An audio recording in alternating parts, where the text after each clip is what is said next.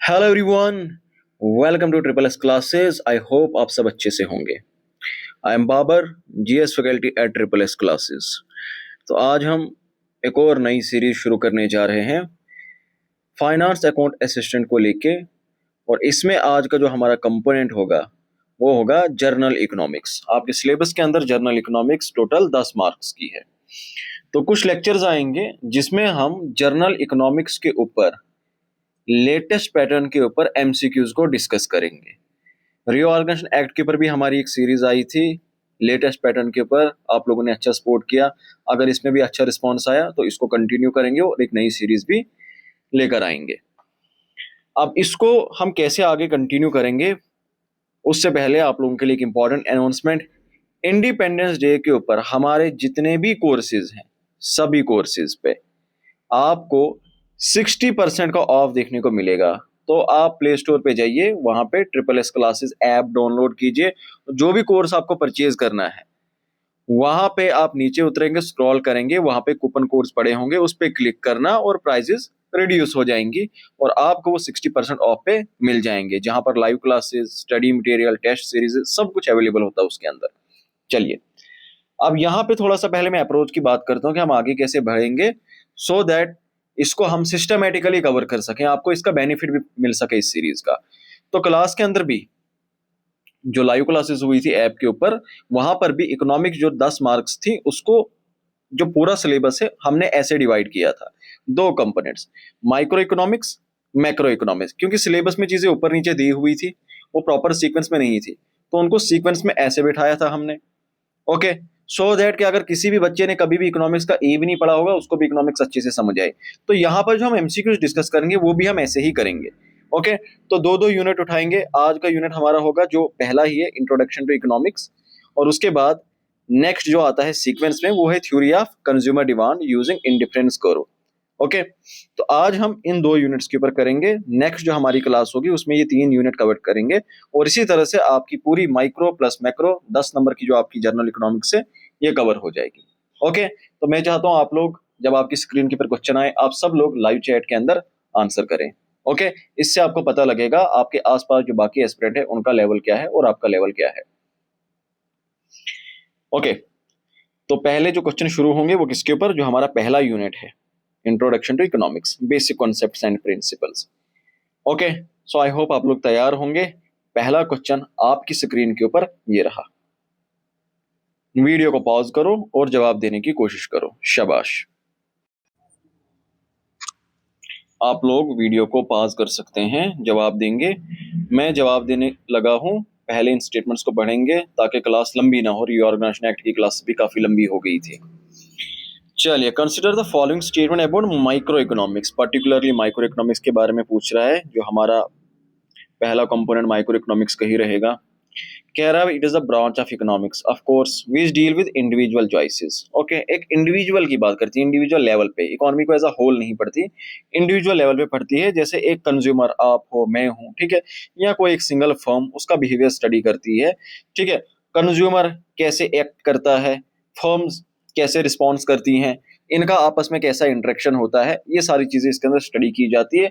As a whole पूरी की पूरी इकोनॉमी को स्टडी हम नहीं करते हैं। तो पहली स्टेटमेंट क्या है, बिल्कुल ठीक है। ओके, फिर उसके बाद बता रहा है demand and supply of a particular commodity act as the main tool of this branch. इस ब्रांच के अंदर जो मेन फोकस होता है, जो मेन टूल हम लेकर चलते हैं, वो डिमांड एंड सप्लाई ही पढ़ते हैं। तो अगर आपने माइक्रो इकोनॉमिक्स पढ़ी होगी तो उसके अंदर हम क्या पढ़ रहे थे, यही पढ़ रहे थे ना, कंज्यूमर के बारे में पढ़ रहे थे, डिमांड एनालिसिस पढ़ रहे थे, प्रोडक्शन के बारे में पढ़ रहे थे, यही सारी चीजें, प्राइसिंग वगैरह, यही सारी चीजें इसके अंदर पढ़ी जाती है। डिमांड, सप्लाई, प्राइजेस, यही बेसिक चीजें जो होती हैं ये इसके अंदर कवर की जाती हैं। ओके, तो यस, इट्स ट्रू, पहली स्टेटमेंट भी ठीक है, दूसरी स्टेटमेंट भी ठीक है। फिर उसके बाद क्या बताता है, it is also known as price theory. इसको प्राइस थ्योरी भी बोलते हैं। किसको, माइक्रो इकोनॉमिक्स की बात हो रही है, क्योंकि इसका मेन फोकस प्राइस एनालिसिस के ऊपर होता है, जो बिल्कुल ठीक है। फिर उसके बाद ये स्टेटमेंट भी ठीक है। ऑप्शन डी, स्टेटमेंट डी क्या बता रहा है कि भाई बॉटम अप अप्रोच यहाँ पर यूज होती है। बॉटम अप अप्रोच का मतलब क्या होता है कि भाई यहाँ पे ग्राउंड लेवल पे, कि एक इंडिविजुअल के लेवल पे, एक फर्म के लेवल पे चीजों को एनालाइज किया जाता है, चीजों को स्टडी किया जाता है, और फिर इसी तरह से एक इंडिविजुअल से चीजें धीरे धीरे करके ऊपर बढ़ती है।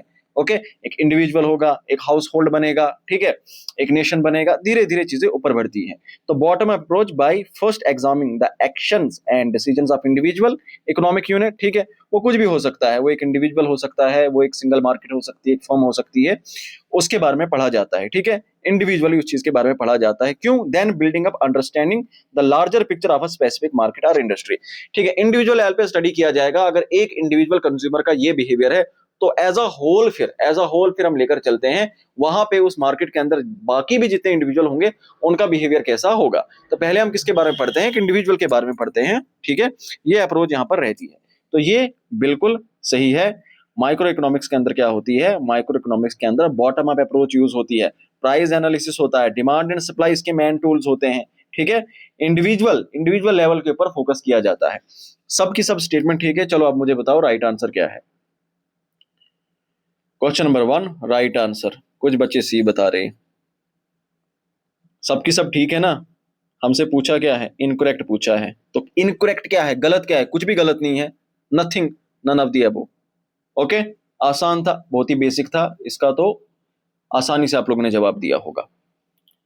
धीरे धीरे लेवल बढ़ाएंगे। पहला यूनिट कंपैरेटिवली आसान था क्योंकि इस सिलेबस को मैंने बनाया भी ऐसे ही था ताकि जिस बच्चे को कभी इकोनॉमिक्स का, जैसे मैंने बताया, ई भी नहीं आया होगा, अगर वो इस सीक्वेंस से पढ़ेगा तो उसको इकोनॉमिक्स बहुत आसान लगने लग जाएगी। अब पहले दिन जिस बच्चे ने मॉनेटरी पॉलिसी, जो लास्ट पे पढ़ाई जाती है, मॉनेटरी पॉलिसी, फिजिकल पॉलिसी पढ़ी होगी, उसको क्या समझ आना है? और right, question number 2 again very basic, क्योंकि पहला यूनिट बहुत आसान है, फैक्ट बेस्ड ही है, तो इस वजह से क्वेश्चंस भी आसान आ रहे हैं। बट स्टिल मैंने कोशिश की है कि इनको मैं लेटेस्ट पैटर्न के हिसाब से अलाइन कर दूं। ओके, शाबाश, कोशिश करें सब लोग पार्टिसिपेट किया करें। और राइट, क्वेश्चन नंबर 2। तो सबसे पहले अभी यहाँ पे बात किसकी हो रही है? यहाँ पे बात हो रही है एडम स्मिथ की। Okay, Adam Smith through out आपने माइक्रो इकोनॉमिक्स में सुना होगा उनका नाम, एडम स्मिथ का, एल्फ्रेड मार्शल का। ओके, लेकिन एडम स्मिथ का जो सबसे इंपॉर्टेंट नाम आता है वो कहां पर आता है? कौन सी बुक लिखी थी इन्होंने? Wealth of nation. ओके, उसके बाद एल्फ्रेड मार्शल ने आपका पूरी माइक्रो इकोनॉमिक्स में पीछा नहीं छोड़ा होगा। एल्फ्रेड मार्शल, इन्होंने प्रिंसिपल ऑफ इकोनॉमिक्स 1890 ये बुक लिखी। फिर उसके बाद लियोनर रॉबिन्स ने क्या काम किया है? An essay on the nature and significance of economic science 1932। और जॉन मीड कीन्स के बारे में सब जानते हैं, दो नाम तो एटलीस्ट आप लोगों ने सुने ही होंगे पहले से, एक तो जॉन मीड कीन्स और दूसरे एल्फ्रेड मार्शल। ओके, तो क्या बनता है हमारा? A2B1 A2B1 A2B1 C3 C4 और D3, यानी कि क्वेश्चन नंबर 2 का राइट आंसर क्या है? Option D. ओके, फिर उसके बाद क्वेश्चन नंबर 3, फिर से Alfred Marshall, John Maynard Keynes, अभी कार्ल मार्क्स और ऑर्थर दो नए ऐड हो गए। चलिए, तो एल्फ्रेड मार्शल को क्या बोला जाता है? Father of micro economics. Okay, John Maynard Keynes को क्या बोलते हैं? Keynesian economy. कौन सी इकोनॉमी है? John Maynard Keynes, father of macro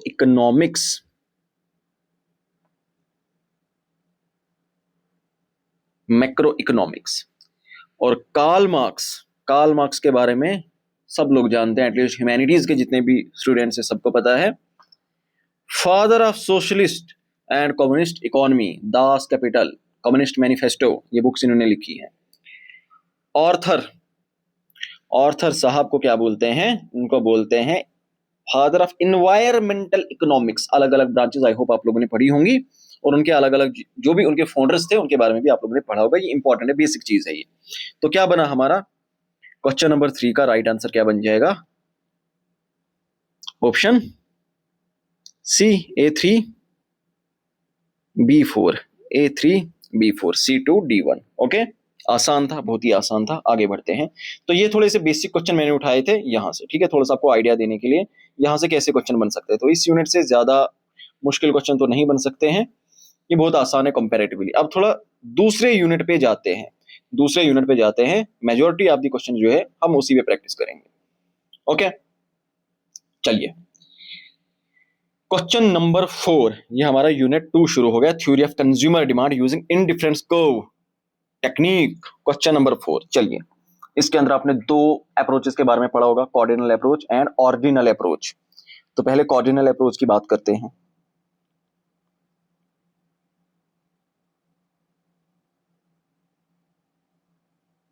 चलिए, consider the following statement about cardinal utility approach. It purposes, cardinal utility approach क्या बोलती है कि utility derived from a commodity can be measured numerically using hypothetical unit called यूटिल। Suppose करो आपके सामने मैंने एक मोमोज की प्लेट रखी, उसमें 10-15 मोमोज हैं, 10-15 मोमो हैं उसमें। आपको बहुत भूख लगी है, आपने एक मोमो खाया, दूसरा खाया, तीसरा खाया, चौथा खाया, ठीक है, करते करते 10 आपने खा लिया, अभी भी 5 मोमो बाकी हैं। जो मजा आपको पहले यूनिट पे आया होगा, पहला मोमो खाने पे आया होगा, वो 15th मोमो पे नहीं आया होगा। क्यों? क्योंकि जैसे जैसे हम किसी कमोडिटी को कंज्यूम करते हैं, उससे जो सेटिस्फेक्शन मिलती है, जो मजा मिलता है, वो धीरे धीरे कम होने लगता है ना। और ये जो मजा है, मोमोज खाने पे जो मजा आता है, जो सेटिस्फेक्शन मिलती है, उसको हम बोलते हैं यूटिलिटी। और उस यूटिलिटी को क्या किया जाता है, मेजर किया जाता है यूटिल्स के अंदर। ये कार्डिनल यूटिलिटी अप्रोच कहती है। प्रैक्टिकली ऐसा होता नहीं है, यहां पर बताया गया है ऐसा होता है। और वो जो यूनिट है, 2 मोमो खा के कितने मजे मिले, मुझे 10 मजे मिले। 5 मोमो खा के कितने मजे मिले, मुझे 12 मजे मिले, है ना। प्रैक्टिकली ऐसा पॉसिबल नहीं है, बट कॉर्डिनल अप्रोच में हम ऐसा कहते हैं, ठीक है। और यूनिट का इस्तेमाल क्या करते हैं, यूटिल का करते हैं। तो ये बिल्कुल ठीक है इस अप्रोच के अकॉर्डिंग। फिर कहता है ये अप्रोच जो है, ये किसने दी थी, एल्फ्रेड मार्शल ने दी थी 1854 के अंदर, 1854 के अंदर। And later was popularized by H.H. Gossen in his book principle of economics. चलिए, अगर आपने इस अप्रोच के बारे में अच्छे से पढ़ा होगा तो आपको पता होगा यहाँ पे क्या ट्विस्ट है। चलो मैं बता देता हूँ जल्दी जल्दी। तो ये जो अप्रोच है ना, आपने एल्फ्रेड मार्शल को तो नाम सुना होगा यहाँ पर हर जगह, बट एक्चुअल में ये अप्रोच जो दी थी, वो किसने दी थी, वो गॉसन ने दी थी। गॉसन ने दी थी और एल्फ्रेड मार्शल ने पॉपुलर किया था उसको, ठीक है। तो यहाँ पर उल्टा किया है ये, इस वजह से ये स्टेटमेंट क्या हो जाएगी, गलत हो जाएगी। फिर कहता है कि it is also known as Marshall's utility approach. इसको क्या बोलते हैं, मार्शल्स यूटिलिटी अप्रोच कहते हैं, या फिर इसको क्या कहते हैं, मार्जिनल यूटिलिटी अप्रोच कहते हैं। क्या कहते हैं, शाबाश,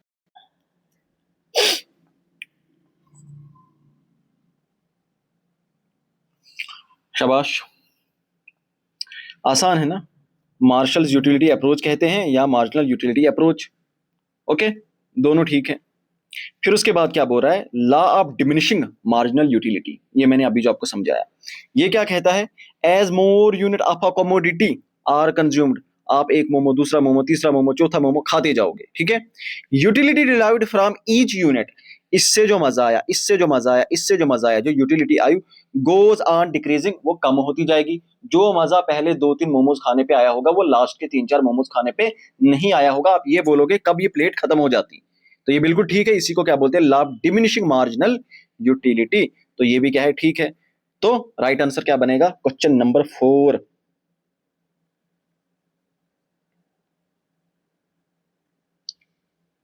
right answer, choose incorrect. Incorrect क्या है, सिर्फ एक है, option A is the right answer. आसान है। Question number 5, consider the following statement regarding marginal utility and total utility. बहुत सारे एस्पिरेंट्स ऐसे होंगे जो ये बोल रहे होंगे, ये तो इंडिफरेंस करो, हमें तो सिलेबस में इंडिफरेंस करो था। तो अगर आपने इंडिफरेंस करो की अगर मैं बात करूं, उसको समझने के लिए बजट लाइन को पढ़ना जरूरी है, यूटिलिटी को पढ़ना जरूरी है। क्योंकि अगर आपने यूटिलिटी नहीं पढ़ी तो आप कैसे रैंक को समझ पाओगे। इंडिफरेंस करो पे हम रैंकिंग करते हैं, जो ऑर्डिनल अप्रोच है, कार्डिनल अप्रोच पे हम मेजरमेंट करते हैं, यूटिल्स निकालते हैं। तो इंडिफरेंस को समझने से पहले, यानी कि ऑर्डिनल अप्रोच को समझने से पहले आपको कार्डिनल अप्रोच को समझना बहुत ज्यादा जरूरी होता है। अगर आपने वैसे पढ़ा डायरेक्टली, आई डोंट नो आपने कैसे वो चीज समझी है। फिर कंज्यूमर इक्विलिब्रियम वो कैसे आपने समझा होगा यूजिंग इंडिफरेंस करो, ठीक है ना। बताता हूं आगे। Consider the following statement. Okay, पहली स्टेटमेंट क्या है? Marginal utility. मार्जिनल यूटिलिटी होता क्या है, उसकी डेफिनेशन बता रहा है। Additional utility derived from consumption of each additional unit of commodity. ये प्लेट है मोमोज की, बहुत सारे मोमोज हैं। ओके, तो ये एक मोमो खाया मैंने, मुझे 10 यूटिल मजा आया। दूसरा खाया मैंने, फिर उतना मजा नहीं आया, 8 यूटिल का मजा आया। तीसरा मोमो खाया मैंने, 6 यूटिल का मजा आया। ठीक है, आई बात समझ?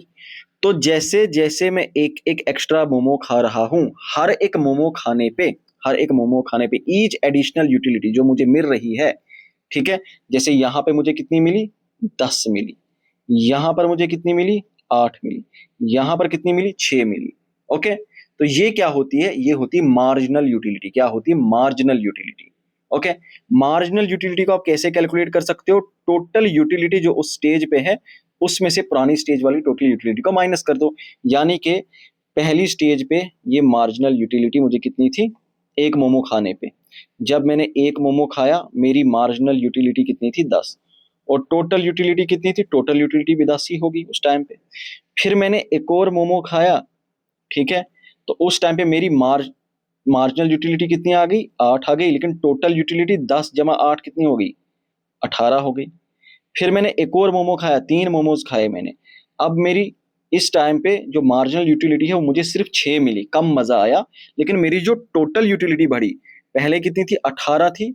18 प्लस 6 कितना हुआ? 24।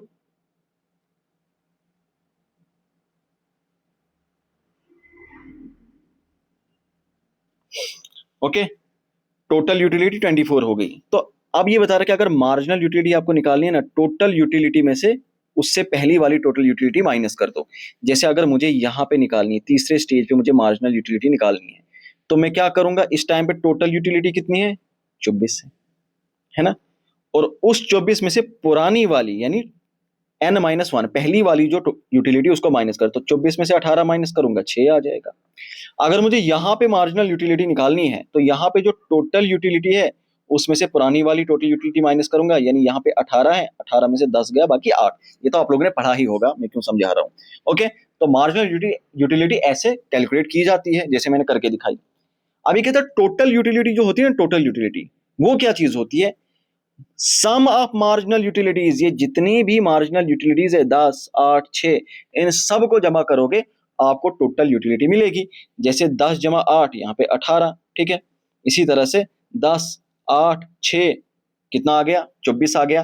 तो टोटल यूटिलिटी होता सभी मार्जिनल यूटिलिटीज का सम, यानी टीयू क्या है? Summation, MU. ओके, सभी मार्जिनल यूटिलिटीज का सम। ये भी ठीक है, पहली स्टेटमेंट भी ठीक, दूसरी भी ठीक, तीसरी भी ठीक। फिर कहता है total utility is the slope of marginal utility. पढ़ी है ये चीजें? शाबाश, बताओ। कह रहा है टोटल यूटिलिटी जो है वो स्लोप है मार्जिनल यूटिलिटी का। शाबाश। कौन किसका स्लोप है? कौन किसका स्लोप है? जो मार्जिनल यूटिलिटी है ना आपकी, मार्जिनल यूटिलिटी स्लोप है टोटल यूटिलिटी का।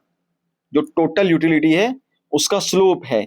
यानी कि यहां पे अगर आपने इसकी ग्राफिकल रिप्रेजेंटेशन पढ़ी होगी, जब आपने रिलेशनशिप पढ़ा होगा बिटवीन एमयू एंड टीयू, तो वहां पे आपने देखा होगा कि जो हमारा टीयू है, टोटल यूटिलिटी, उसका जो पूरा का पूरा बिहेवियर है वो किसके पर डिपेंड करता है? वो डिपेंड करता है मार्जिनल यूटिलिटी का बिहेवियर कैसा है। हम मार्जिनल यूटिलिटी के कॉन्टेक्स्ट में टोटल यूटिलिटी का बिहेवियर समझते हैं। एक यूनिट पे आपको आपका जो यूटिल्स का लेवल है वो कहां पे पहुंचता है, वो डिसाइड करता है टीयू किस तरफ जाएगा। तो एमयू पे टीयू डिपेंडेंट है। आई बात समझ? तो स्लोप कौन बनेगा? स्लोप टीयू नहीं बनता है, एमयू स्लोप बनता है टीयू का। ठीक है, तो marginal utility is the slope of total utility and not vice versa. ये स्टेटमेंट क्या है? गलत है। ओके, ठीक है। तो हमसे अब यहाँ पे क्या पूछा? हाउ मेनी, कितनी, कितनी। हमसे ये नहीं पूछा विच, कितनी यहाँ पे सही है। तो 3 यहाँ पे सही है ना, एक गलत है। How many? Right answer C. Okay, चलिए question number 6, assertion reason. Assertion यानी एक जनरल स्टेटमेंट बता रहा है मार्जिनल यूटिलिटी क्या होता है, addition made to the total utility by consuming one extra unit. Okay, ठीक है, and it is called slope of total utility. अभी मैंने समझाया मार्जिनल यूटिलिटी टोटल यूटिलिटी का स्लोप है, क्योंकि टोटल यूटिलिटी का बिहेवियर वो मार्जिनल यूटिलिटी के बिहेवियर के ऊपर डिपेंड करता है जब हम उसकी ग्राफिकल रिप्रेजेंटेशन करते हैं। और भी बहुत सारे रीजन होते हैं इसके, लेकिन चलो यहां पर देखो।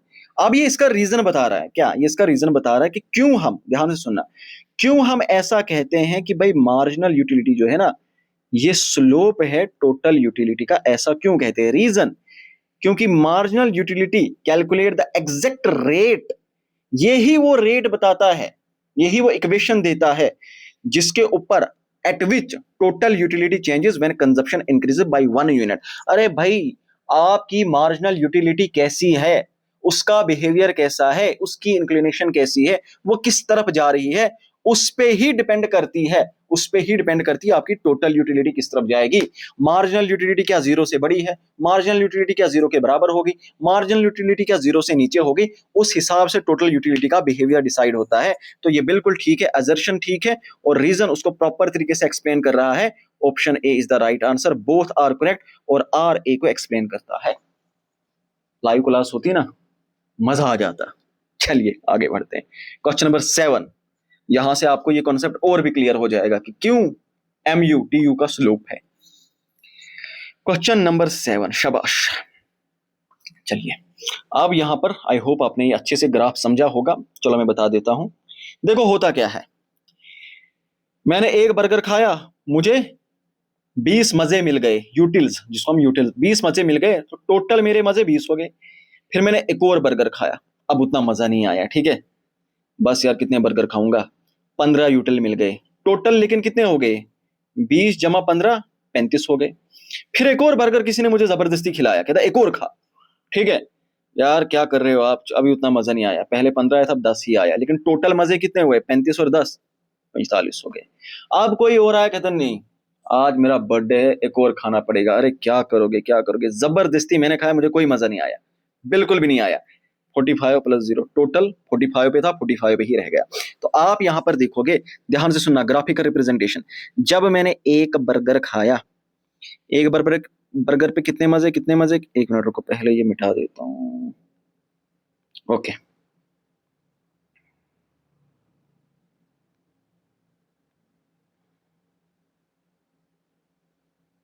ऑलराइट, एक बर्गर पे कितने मजे, ये एक बर्गर खाया ना मैंने, ऐसे एक बर्गर पे 20 मजे, ठीक है। और जब मुझे ये 20 मजे मिले, उस टाइम पे टोटल यूटिलिटी और मार्जिनल यूटिलिटी बराबर थी, ठीक है। अब यहां से आगे इनका सफर चेंज होगा। फिर जब मैंने एक और यूनिट खाया, एक और बर्गर किसी ने खिलाया, अब उतना मजा नहीं आया, अब उतना मजा नहीं आया, अब कितना आया, सिर्फ 15 यूनिट का मजा आया, ठीक है, मजा कम आया। लेकिन मार्जिनल यूटिलिटी तो कम हो गई, लेकिन टोटल यूटिलिटी तो बढ़ गई। तो आप देखोगे मार्जिनल यूटिलिटी का जो ग्राफ है वो नीचे उतरा, क्या मार्जिनल यूटिलिटी का ग्राफ नीचे उतरा, यहां पे देखो नीचे उतरा, लेकिन जो टोटल यूटिलिटी है उसका ग्राफ तो ऊपर जाएगा। क्यों? टोटल यूटिलिटी 35, वो ऊपर जाएगा, वो ऊपर जाएगा, ठीक है। मार्जिनल यूटिलिटी का नीचे आता जाएगा कंटिन्यूअसली, नीचे नीचे नीचे नीचे, लेकिन टोटल यूटिलिटी जो है वो ऊपर जाएगी, ऊपर जाएगी। कहां तक? जब मार्जिनल यूटिलिटी आपकी 0 जाएगी, उस टाइम पे टोटल यूटिलिटी अपनी पीक पे होगी। ये बिल्कुल 0 पे पहुंच गई, बिल्कुल यहां, उस टाइम पे ये कहां पे था, अपने पीक पे था, टॉप पे।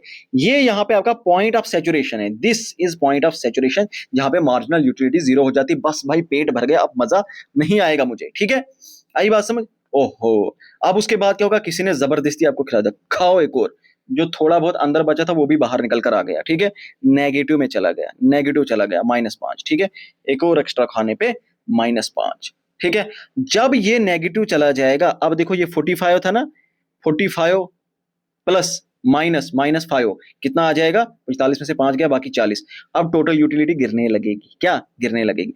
फिर और किसी ने खिलाया, और बुरा हाल हुआ, और बुरा हाल हुआ, ये और नीचे चला गया, टोटल यूटिलिटी भी नीचे आती जाएगी। यानी इससे हमें क्या सीखने को मिला, इन अ नटशल हमें क्या सीखने को मिला, हमें ये सीखने को मिला जब मार्जिनल यूटिलिटी 0 से बड़ी होती है, 0 से बड़ी होती है, 20, 15, 10, टोटल यूटिलिटी इंक्रीज करती है at a diminishing rate. Diminishing rate क्या होता है, जिसकी कर्व ऐसी कमर झुकी हुई होती है, ठीक है, लंबी बात है, शॉर्ट में बता रहा हूं, ओके। लेकिन मार्जिनल यूटिलिटी जब जीरो हो जाती है, देखो यहाँ पे मार्जिनल यूटिलिटी बिल्कुल जीरो, यहाँ पे जीरो, गिरते गिरते यहाँ जीरो पे पहुंच गए। उस टाइम पे ये अपनी पीक पे होता, ऊपर अपनी पीक पे होता है, यहाँ पे होता मैक्सिमम पॉइंट ऑफ सैचुरेशन, पेट भर गया बस। फिर उसके बाद जब और खिलाओगे तो ये ग्राफ और नीचे उतरेगा, जीरो स्मॉलर देन जीरो, तो TU स्टार्ट्स फॉलिंग, डिमिनिशिंग, अब ये गिरना शुरू हो जाता है। तो यानी कि मार्जिनल यूटिलिटी अगर जीरो से बड़ी है तो ये बढ़ता जाएगा, अगर मार्जिनल यूटिलिटी जीरो है तो ये रुक जाएगा, अगर मार्जिनल यूटिलिटी जीरो से नीचे चली गई ये गिरना शुरू हो जाएगा, अगर मार्जिनल यूटिलिटी ये तो टोटल यूटिलिटी वो, अगर मार्जिनल यूटिलिटी वो तो टोटल यूटिलिटी ये। यानी मार्जिनल यूटिलिटी के ही ऊपर टोटल यूटिलिटी डिपेंड करती है, ठीक है। तो मार्जिनल यूटिलिटी अगर जीरो के बराबर है तो टोटल यूटिलिटी अपने मैक्सिमम पर होगी, चरम पर होगी, यानी A2। तो A2 B में भी है, C में भी है, देखते हैं। फिर मार्जिनल यूटिलिटी जब जीरो से बड़ी होती है उस टाइम पे TU इंक्रीज होता रहता है, यानी B3 ये हमारा जवाब है, ठीक है। जब जीरो से नीचे जाएगी TU गिरना शुरू हो जाएगा। स्लोप ऑफ TU क्या होता है, मार्जिनल यूटिलिटी, ठीक है। मार्जिनल यूटिलिटी का बिहेवियर ही टोटल यूटिलिटी के बिहेवियर को डिसाइड करता है। शाबाश। क्वेश्चन नंबर 8, अब पहुंच गए हम इंडिफरेंस कर्व के ऊपर। चलो शाबाश, शुरू हो जाओ। ओके, मेरे साथ पढ़ना शुरू करो। Alright. The satisfaction level along an indifference curve can be assigned a precise numerical value। Numerical value assign नहीं कर सकते, हमें नहीं पता वहां पे कितना मजा आ रहा है, हम वहां पे सिर्फ क्या देते हैं, जो इंडिफरेंस कर्व होता है। इंडिफरेंस कर्व का काम क्या होता है, कोई भी जो इंडिफरेंस कर्व होता है वो हमें बेसिकली क्या बताता है, वो हमें ये बताता है कि इस पूरी की पूरी कर्व पे अलग अलग कॉम्बिनेशन होंगे, लेकिन हर एक कॉम्बिनेशन के ऊपर क्या होगा, सेम लेवल ऑफ सेटिस्फेक्शन होगा। लेकिन उस सेटिस्फेक्शन के लेवल को हम न्यूमेरिकली, जो बोल रहे हैं ना प्रिसाइज न्यूमेरिकल वैल्यू, वो निकाल सकते हैं। ऐसा नहीं हो सकता, ये गलत होगा, ठीक है। फिर उसके बाद पहली स्टेटमेंट तो गलत होगी। An indifference curve can never touch either axis. भाई इंडिफरेंस कर्व आपने कभी देखा एक्स एक्सिस को या वाई एक्सिस को टच करते हुए? नहीं कर सकता, क्योंकि अगर उसने एक्स एक्सिस को टच किया इसका मतलब वो एक ही चीज ले रहा है, वाई एक्सिस को टच किया इसका मतलब भी यही है कि भाई वो एक ही चीज ले रहा है। जबकि हम क्या करते हैं, इंडिफरेंस कर्व का बेसिक रूल क्या है, इंडिफरेंस कर्व का बेसिक रूल तो यही हमें बताता है कि जो इंडिफरेंस, एक सेकंड, कि जो एक इंडिफरेंस कर्व है वहां पे हम क्या करते हैं, वहां पे हमेशा हम दो चीजें लेते हैं, प्रेफरेंस देते हैं कि अगर ये मैं 2 लूंगा तो ये मैं 4 लूंगा, ठीक है, अगर ये मैं 3 लूंगा तो ये शायद मुझे 2 ही लेनी पड़ेंगी। वहां पे सारा खेल प्रेफरेंस का है, किसका है, प्रेफरेंस का है। तो इंडिफरेंस कर्व कभी भी आपकी एक्सेस को, ना तो एक्स एक्सिस को ना तो वाई एक्सिस को कभी भी टच नहीं करता है, ओके। तो ये बिल्कुल ठीक है। एन इंडिफरेंस मैप, फिर इंडिफरेंस मैप की बात हो रही, कर्व की नहीं, इंडिफरेंस मैप वो क्या रिप्रेजेंट करता है, बहुत सारे इंडिफरेंस कर्व को रिप्रेजेंट करता है, जहां पे हाईएस्ट कर्व जो होगी वो क्या होगी, सबसे ज्यादा प्रेफर्ड होती है। तो इंडिफरेंस मैप, आई होप मैंने यहाँ पे लगाया नहीं है, बट देखो सपोज करो कि भाई ये यहाँ पर एक कर्व मैंने बनाई, ये एक कर्व, ये दूसरी कर्व, तीसरी, चौथी, पांचवी, मैं बहुत सारी इंडिफरेंस कर्व बना सकता हूं। इसको क्या बोलेंगे, जब एक ग्राफ पे मैं बहुत सारी इंडिफरेंस कर्व बनाऊंगा उसको बोलते हैं इंडिफरेंस मैप। क्या बोलेंगे, इंडिफरेंस मैप। और उसमें जितनी ऊपर वाली, जितनी हाई वाली इंडिफरेंस कर्व होगी, हायर इंडिफरेंस कर्व क्या रिप्रेजेंट करती है, हायर लेवल ऑफ सेटिस्फेक्शन को रिप्रेजेंट करती है, ओके। वो क्यों करती है वो एक अलग कहानी है, बस आप याद रखो, ठीक है। मोनोटोनिक प्रेफरेंस क्या होता है कि एक consumer always prefer single bundle of good over a larger one. Monotonic preference का मतलब ये होता है कि भाई आप क्या करोगे, यहां पे सिंगल बंडल की बात नहीं हो रही है, सिंगल बंडल की यहां पे बात नहीं होती। मोनोटोनिक प्रेफरेंस का मतलब होता है कि आप हमेशा एक लार्जर बंडल को लेने की कोशिश करोगे जिससे आपको ज्यादा सेटिस्फेक्शन मिलेगी। क्या मिलेगी, ज्यादा सेटिस्फेक्शन मिलेगी। सिंगल बंडल तो हमेशा ही होगा, क्या भाई आपके पास 2, 3 है और दूसरा आपके पास ऑप्शन है 5, 8 का, ठीक है, तो आप किसको लोगे? जो लार्जर बंडल होगा, है तो ये भी सिंगल ही लेकिन लार्ज है, क्या है? लार्ज है। ये होती मोनोटोनिक प्रेफरेंस, यानी कि आप वो वाला बंडल लोगे जो आपके बजट के अंदर है और उस बजट को पूरी तरह से प्रॉपर तरीके से वो यूटिलाइज भी कर पा रहा है। ठीक है, इसको बोलते हैं मोनोटोनिक प्रेफरेंस। सिंगल बंडल तो हमेशा ही होगा, लेकिन उस सिंगल बंडल में आपने दोनों गुड्स की चॉइस क्या ली, क्वांटिटी कितनी उठाई, वो बहुत ज्यादा मैटर करती है। तो क्वेश्चन नंबर 8, दो स्टेटमेंट गलत, दो ठीक है, तो 8 का बी। चाहे करेक्ट पूछा होता चाहे इनकरेक्ट, तब भी यही जवाब आता। शाबाश। Okay, consider the following statement about perfect substitute good and perfect complementary goods. तो अगर आपने इंडिफरेंस कर्व पढ़ी होगी, तो इंडिफरेंस कर्व जो है यूजुअली जो नॉर्मल इंडिफरेंस कर्व होता है उसकी क्वालिटी क्या होती है? Always slopes downward from left to right, वो हमेशा ऐसा होता है, बट इसमें कुछ एक्सेप्शन होती है, जैसे perfect substitute good, perfect complementary goods, तो वो एक्सेप्शन है, उसके ऊपर ये क्वेश्चन है। और भी क्वेश्चन करेंगे, पहले इनका जवाब दीजिए। चलिए, the demand curve of perfect substitute good. अगर परफेक्ट सब्स्टिट्यूट गुड है, परफेक्ट सब्स्टिट्यूट गुड का मतलब क्या है? अगर पेप्सी नहीं मिली तो थम्स अप, थम्स अप नहीं मिली तो कोका कोला। ठीक है, होते हैं परफेक्ट सब्स्टिट्यूट गुड। कहता है इसका जो डिमांड कर्व होता है ना, वो पैरेलल टू एक्स एक्सिस होता है, बिकॉज प्राइस कांस्टेंट रहती है। वही 20 रुपए की पेप्सी, 20 रुपए की कोका कोला, 20 रुपए की थम्स अप। ठीक है, फर्क नहीं पड़ता आप कौन सी लो। तो ठीक है, गलत है। ठीक है, इंडिफरेंस कर्व जो यहां पे डिमांड कर्व था, ठीक है, लेकिन यहां पर इंडिफरेंस कर्व पूछा है। यहां पर था इंडिफरेंस कर्व, ये sorry demand curve perfect substitute good का, अब है indifference curve perfect substitute good का। इन चीजों का ख्याल रखना। बताता है कि भाई इंडिफरेंस कर्व जो परफेक्ट सब्स्टिट्यूट का गुड का होता है, कन्वेक्स टू द ओरिजिन होता है due to diminishing marginal rate of substitution. ऐसा है? ऐसा नहीं है, क्योंकि जो परफेक्ट सब्स्टिट्यूट गुड्स होते हैं उनका जो इंडिफरेंस कर्व होता है वो ऐसे होता है, कैसे? ऐसे होता है। ठीक है, जिसको हम क्या बोलते हैं? लीनियर शेप बोलते हैं। क्या बोलते हैं? लीनियर शेप बोलते हैं। और यहाँ पे जो एमआरएस होता है वो कांस्टेंट होता है, डिमिनिश नहीं होता, उसकी वजह से इसकी शेप ऐसी आती है। ओके, ये गलत होगी। फिर बता रहा है indifference curve for perfect complementary good L shaped होता है, ऐसा L shaped, right angle, reflecting consumption in a fixed proportion. Fixed proportion में कंजप्शन हो रही, फिक्स्ड प्रोपोर्शन में, तो ये एल शेप बन जाता है। ओके, तो ये क्या है? ये बिल्कुल ठीक है। फिर बता रहा फॉर परफेक्ट कंप्लीमेंट्री गुड, ये जो परफेक्ट कंप्लीमेंट्री गुड्स है ना, परफेक्ट कंप्लीमेंट्री गुड्स, यानी कि भाई बाइक ली तो पेट्रोल लेना है, ठीक है, चाय ली तो चीनी भी लेनी है, कंप्लीमेंट्री, परफेक्ट कंप्लीमेंट्री। ओके, तो एमआरएस उसका जो मार्जिनल रेट ऑफ सब्स्टिट्यूशन होता है is infinite on horizontal part. आप हमने क्या पढ़ा था? जो इंडिफरेंस कर्व है परफेक्ट कंप्लीमेंट्री गुड्स का, एल शेप तो होता है, लेकिन जो उसका एमआरएस होता है, मार्जिनल रेट ऑफ सब्स्टिट्यूशन, वो हॉरिजॉन्टल लाइन पे क्या होता है? जीरो, जीरो होता है। हॉरिजॉन्टल लाइन पे जीरो होगा वो, ठीक है, लेकिन जो वर्टिकल लाइन होगी ऐसे, उस पे क्या होगा? वर्टिकल पार्ट पे इनफिनाइट होगा, यानी more good up, more of the goods on Y axis और less on X axis. Okay, तो ये क्या है? यहाँ पे ये गलत हो गया। ठीक है, तो दो स्टेटमेंट इसमें गलत हो गई, तीन, दो गलत होगी, बी भी गलत और डी भी गलत। ऑप्शन ए भी हमारा सही है, ऑप्शन सी भी हमारा सही है। तो क्वेश्चन नंबर 9 का ए और सी, 9 का क्या आ जाएगा? Option A is the right answer. I hope आपको समझ आ रहा होगा। देखो ये बहुत डिटेल्ड चीज है, बहुत डिटेल्ड चीज है। क्लास में चीजों को समझाने में वैसे भी टाइम लगता है। जिन बच्चों ने ये चीज नहीं पढ़ी है, स्क्रीनशॉट उठा लेना, नोट्स में ऐड कर देना, ठीक है। एग्जाम में ऐसी ही चीजें आती है, वहां पे कोई इंडिफरेंस कर्व की डेफिनेशन नहीं पूछेगा, उसकी प्रॉपर्टीज नहीं पूछेगा, वो टाइम बहुत पुराना है। अब वो आपको अंदर जाकर पूछेंगे, जैसे ये एक्सेप्शंस हैं, उन एक्सेप्शंस के अंदर ये ऐसी एक्सेप्शंस क्यों हैं, इस तरह से आपसे पूछी जाएंगी। तो ऐसे इन डेप्थ आपको चीजें पढ़नी है। चलो क्वेश्चन नंबर 10, शाबाश। असर्शन एंड रीजन इसी पे है। देखो बता रहा है indifference curve never touch either of the axis, ना एक्स एक्सिस को टच करता ना वाई एक्सिस को। ठीक है ना, बिल्कुल ठीक है।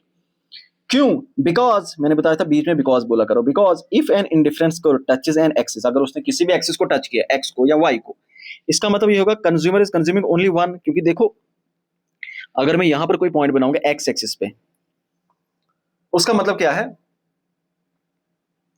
उसका मतलब है वहां पे y की वैल्यू 0 है। अगर मैं y एक्सिस पे बनाता हूं, इसका मतलब x की वैल्यू 0 है ना। इतनी चीज तो पढ़ी होगी।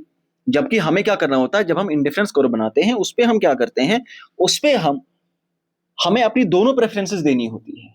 दोनों प्रेफरेंसेस कि अगर मैं गुड A 2 ले रहा हूं तो गुड B में कितने लूंगा, है ना। ओके, तो हमें यहाँ पे क्या करना है, दोनों गुड लेने होता है। अगर हम नहीं लेंगे तो ये क्या हो जाएगी, कॉन्ट्राडिक्शन हो जाएगी through the assumption that consumer consider combination of both good. इसमें तो हमें लेने ही लेने होते हैं।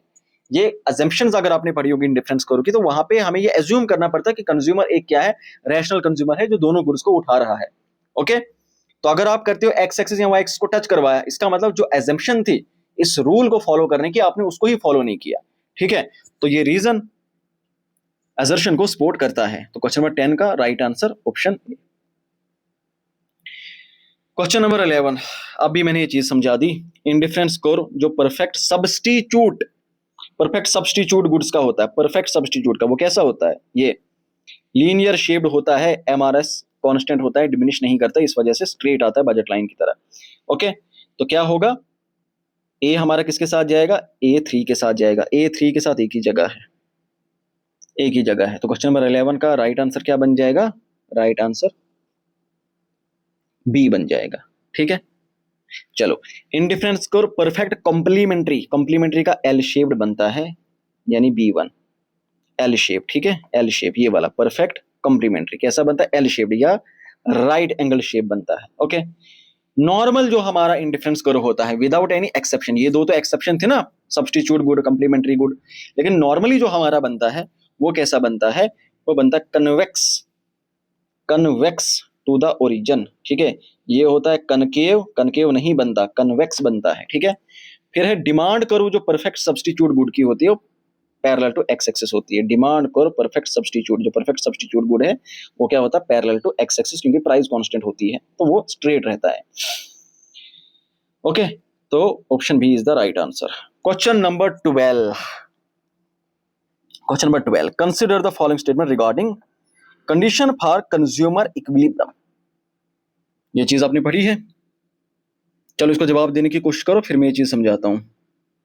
शाबाश, वीडियो को पॉज कर दो, क्लास लंबी होगी, 36 मिनट की हो गई है क्लास ऑलरेडी, तो मैं इसको थोड़ा शॉर्ट में समझा देता हूं। देखो, आपने ये चीज पढ़ी होगी, आपने जहां से भी इकोनॉमिक्स पढ़ी है, आई होप जो भी वहां पे फैकल्टी रही होगी उन्होंने आपको ये पढ़ाया होगा, या यूट्यूब से किसी भी कोर्स से ये चीज पढ़ी होगी। ठीक है ना, इंडिफरेंस कर्व में जो लास्ट टॉपिक है, पीक का जो टॉपिक है, वो यही आता है, कंज्यूमर इक्विलिब्रियम हम समझते हैं यूजिंग इंडिफरेंस कर्व टेक्निक या इंडिफरेंस कर्व एनालिसिस। तो इसमें हम क्या देखते हैं, इसमें हम देखते हैं भाई कंज्यूमर को क्या करना है, कंज्यूमर को इक्विलिब्रियम पे रहना है, यानी यहाँ ई पे रहना है। किसके लिए, ताकि उसको मैक्सिमम सेटिस्फेक्शन वो मिल सके। ना ही वो उसको यहाँ एफ पे मिलती है, ना ही वो उसको यहाँ जी पे मिलती है, जो मैं शॉर्ट में बता रहा हूँ। उसको रहना पड़ता है यहाँ ई पे। लेकिन जब वो ई पे रहता है, वहां पे ये जो इंडिफरेंस कर्व होता है उसके साथ बजट लाइन टेंजेंट होती है, यानी सिर्फ उस एक पॉइंट पे ई पे टच करती है। आई बात समझ। तो ये बता रहा कि budget line must be tangent to the indifference curve, बिल्कुल टेंजेंट होनी चाहिए, उस एक पॉइंट पे टच करनी चाहिए। फिर बता रहा जो इक्विलिब्रियम है, ठीक है, एट इक्विलिब्रियम यानी इस पॉइंट ई के ऊपर क्या होना चाहिए, इंडिफरेंस कर्व का जो स्लोप है, जिसको एमआरएस बोलते हैं, मार्जिनल रेट ऑफ सब्स्टिट्यूशन, जिसको एमआरएस बोलते हैं, must be equal to the slope of budget line, यानी एमआरएस पी ए या पी एक्स, जो भी आपने पढ़ा होगा, P X divide by P Y, यानी कि इंडिफरेंस कर्व का स्लोप बजट लाइन के स्लोप के बराबर होना चाहिए। जैसे यहां पर आप देखोगे एफ पॉइंट पे क्या था, इंडिफरेंस कर्व का स्लोप ज्यादा था। जी पॉइंट पे क्या होता है, इंडिफरेंस का कम होता है, बजट लाइन का ज्यादा होता है। लेकिन ई पे क्या होता है, बराबर स्लोप होता है, इक्वल स्लोप होता है यहां पे। ठीक है, तो बिल्कुल ये कंडीशन यहां पर होनी चाहिए। ठीक है, फिर बता रहा है इंडिफरेंस कर्व, जो इंडिफरेंस कर्व है must be concave to the origin at the point of tangency. Indifference curve concave होना चाहिए, वो बता रहा है कनकेव ऐसा होना चाहिए, बिल्कुल गलत है। इंडिफरेंस कर्व कनकेव होता ही नहीं, वो कन्वेक्स होता है, गलत। एट इक्विलिब्रियम उस ई पॉइंट पे budget line must cross the indifference curve two distinct point. अभी बताया टेंजेंट होना चाहिए, यानी एक पॉइंट पे टच होना चाहिए, अभी बता रहा है दो लाइन पे, तो ये गलत हो जाएगा। हमारी सिर्फ दो स्टेटमेंट इसमें ठीक है। आई बात समझ। ठीक है, तो अगर आपसे पूछी जाएगी भाई एक इंडिफरेंस कर्व पे अगर हमें कंज्यूमर का इक्विलिब्रियम कैलकुलेट करना है तो उसके लिए कंडीशंस क्या है, तीन कंडीशन है। टेंडेंसी, यानी कि भाई जो बजट लाइन है, एक सेकंड, ओके, जो बजट लाइन है, ये बजट लाइन इंडिफरेंस कर्व को सिर्फ एक पॉइंट पे, ये इंडिफरेंस कर्व है, बजट लाइन उसको एक पॉइंट पे काटनी चाहिए, पहली कंडीशन। दूसरी कंडीशन है स्लोप इक्वालिटी, यहां पे बजट लाइन का स्लोप भी उतना ही होना चाहिए और इंडिफरेंस कर्व का स्लोप भी उतना ही होना चाहिए। बजट लाइन का स्लोप कैसे निकालते हैं, प्राइस रेशियो से। इंडिफरेंस कर्व का स्लोप कैसे निकालते हैं, marginal rate of substitution. Okay, फिर उसके बाद कन्वेक्स क्या होनी चाहिए, कन्वेक्सिटी होनी चाहिए, यानी कि इंडिफरेंस करो कन्वेक्स होना चाहिए ओरिजिन की तरफ, कनकेव नहीं होना चाहिए, कन्वेक्स होना चाहिए। ओके, हो गई ये चीज क्लियर। चलिए क्वेश्चन नंबर 13 इसी चीज के ऊपर है, अब आप इसको आसानी से सॉल्व कर सकते हो, मैंने समझा दिया। कन्वेक्सिटी कह रहा है, कन्वेक्सिटी, ये जो कन्वेक्स होता है ना, ऐसे इंडिफरेंस करो कहाँ पे, टेंजेंट पे, जब बजट लाइन इसको एक पॉइंट पे टच करती है, ये एक नेसेसरी कंडीशन है कंज्यूमर इक्विलिब्रियम होने की, बिल्कुल सही है। फिर कहता है ये जो कन्वेक्सिटी है ना, ये क्या मेजर करती है, diminishing marginal rate of substitution को मेजर करती है। ओके, क्योंकि आपका जो स्लोप है, इंडिफरेंस कर्व का स्लोप ऐसा क्यों होता है, क्योंकि जो मार्जिनल रेट है वो क्या होता है, कंटिन्यूसली डिमिनिश हो रहा होता है, वो कम हो रहा होता है, इस वजह से इसकी शेप ऐसी बनती है। तो कहता है बिल्कुल कन्वेक्सिटी का मतलब यही होता है कि भाई मार्जिनल रेट ऑफ सब्स्टिट्यूशन क्या हो रहा है, डिक्रीज हो रहा है, यानी कि विच गारंटीज कि जो टेंजेंसी पॉइंट होगा represent a maximum not minimum level of satisfaction, यहां पर ही मैक्सिमम सेटिस्फेक्शन मिलेगी। क्योंकि अगर हम नीचे उतरे वहां पे क्या होगा, वहां पे स्लोप और ज्यादा कम हो जाएगा, यहाँ पे स्लोप ज्यादा हो जाएगा, लेकिन बजट लाइन का क्या होगा, बजट लाइन का कम होगा। ठीक है, तो बेस्ट कंडीशन जो आइडियल कंडीशन रहती है इक्विलिब्रियम होने के लिए, वो रहती है यही टेंजेंसी वाला पॉइंट। ठीक है, जहां पर तीनों कंडीशन हमारी इक्विलिब्रियम की सेटिस्फाई होती हैं। ठीक है, तो रीजन था एजर्शन को सेटिस्फाई करता है, option A is the right answer. चलिए क्वेश्चन नंबर 14,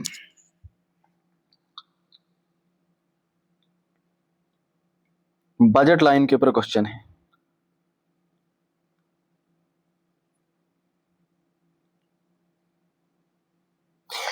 देखो क्या बता रहा है, बजट लाइन क्या रिप्रेजेंट करती है, डिफरेंट बंडल, अलग अलग बंडल, ऐसे अलग अलग बंडल, इनको बंडल बोलते हैं। ठीक है, अलग अलग बंडल, किनके बंडल, दो गुड्स के। ठीक है, दो गुड्स, दो मोमोज तीन बर्गर, चार बर्गर तीन मोमोज, ऐसे। ठीक है, जो कंज्यूमर खरीद सकता है अपनी इंटायर इनकम के साथ।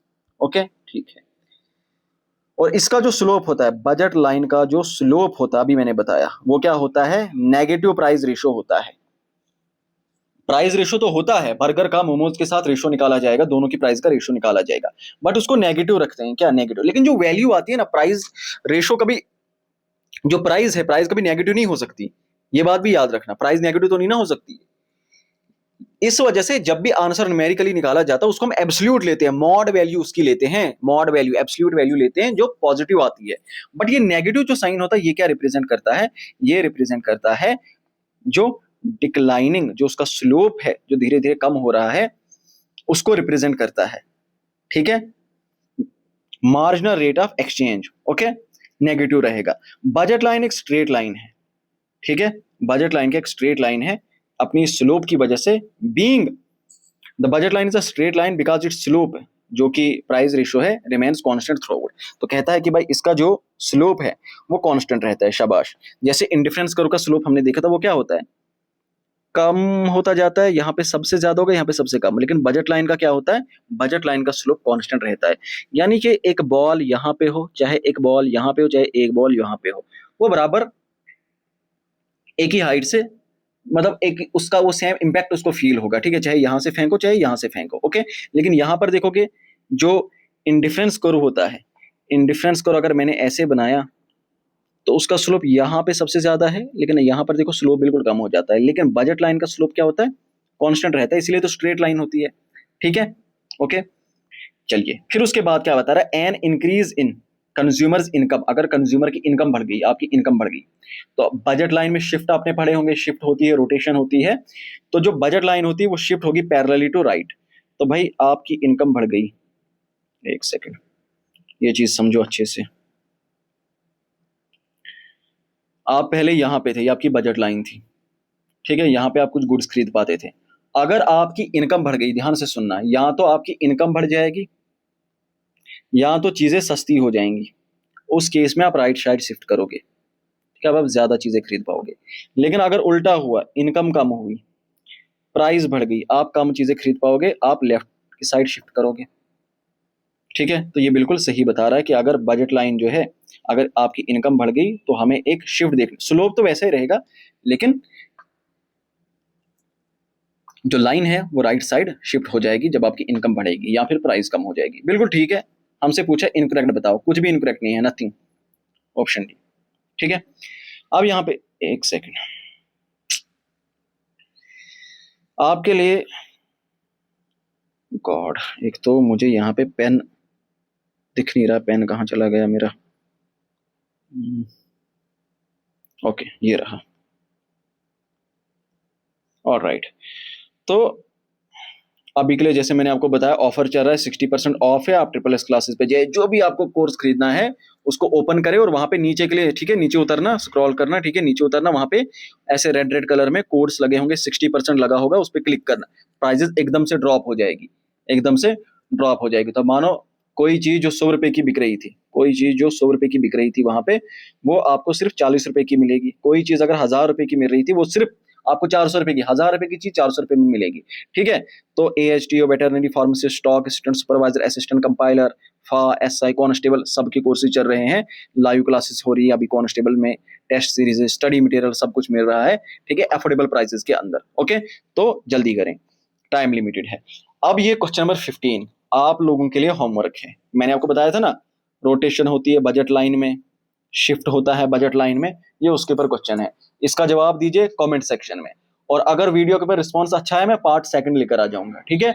वरना फिर किसी और जगह मुलाकात होगी, किसी और दिन होगी, तो मैं इस सीरीज को डिसकंटिन्यू कर दूंगा। अगर आपको ये पसंद नहीं आई तो मुझे बताना, आपको चाहिए इसको मैं कंटिन्यू करूं या नहीं करूं, ये बता देना, या फिर कोई और सीरीज करूं, इकोनॉमिक छोड़ दें यहीं पे, ये मुझे प्लीज बता देना, ठीक है, क्योंकि मुझे क्वेश्चंस बनाने हैं, अदरवाइज मैं छोड़ दूंगा इसको, कोई और सीरीज बनाऊंगा।